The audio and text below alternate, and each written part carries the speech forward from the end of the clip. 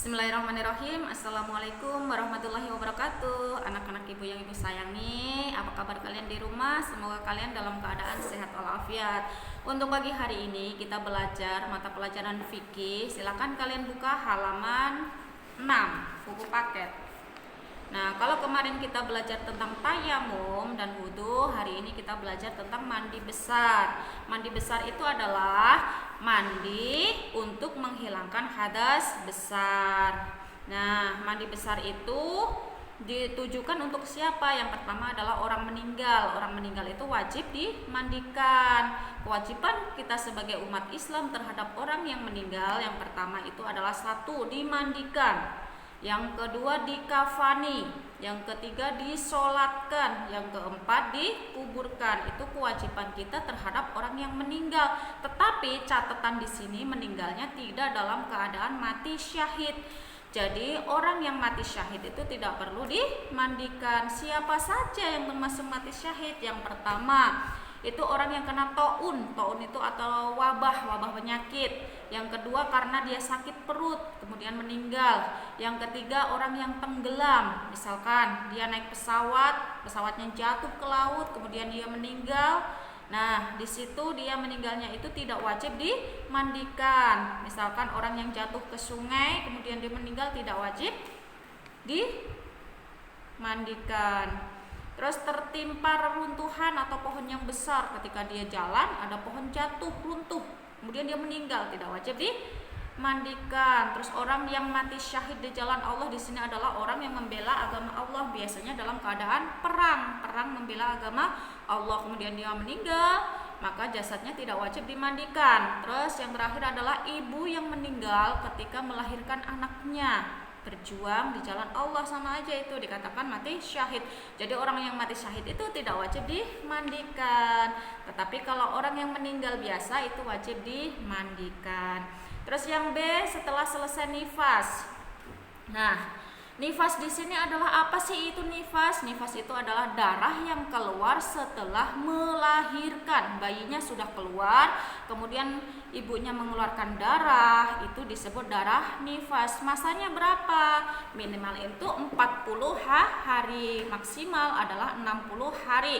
Misalkan dalam jangka waktu 40 hari atau antara 40 hari sampai dengan 60 hari sudah selesai, maka seorang ibu yang setelah melahirkan itu wajib mandi besar ya, karena darahnya tadi adalah darah nifas. Tetapi kalau darah wiladah itu adalah darah yang keluar ketika ibu mau melahirkan, bayinya belum keluar. Nah, darahnya sudah keluar duluan, bayinya belum keluar, itu dinamakan darah wiladah ya.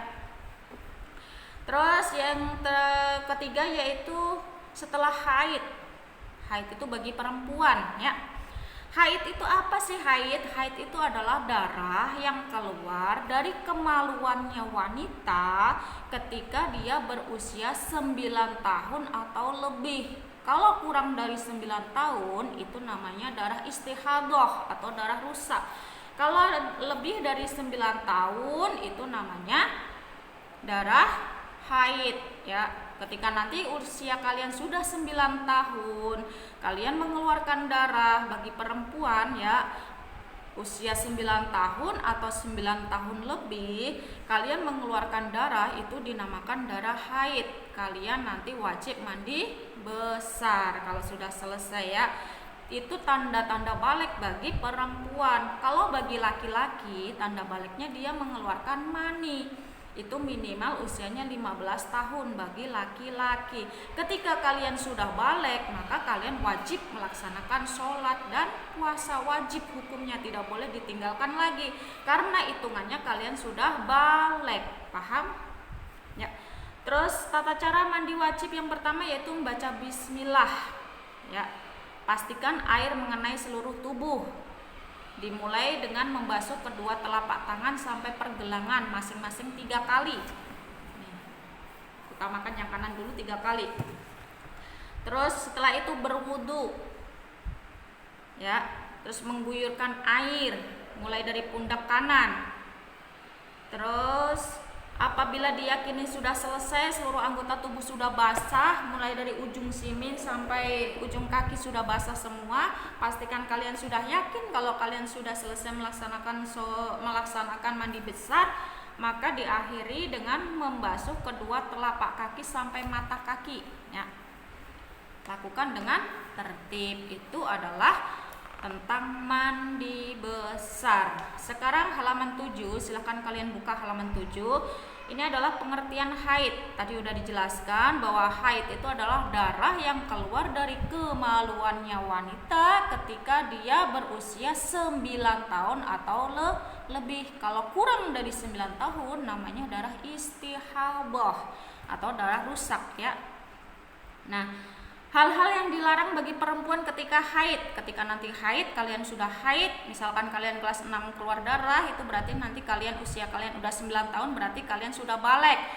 Itu tidak boleh apa? Di sini satu, sholat. Orang yang haid itu dilarang untuk sholat. Justru kalau dia sholat dia berdosa. Ya, diingat, sholat tidak boleh. Terus puasa. Puasa juga diharamkan bagi wanita yang sedang haid. Terus tawaf ketika nanti haji atau umroh itu juga tidak diperbolehkan bagi wanita yang haid. Tawaf mengelilingi Ka'bah nggak boleh ya.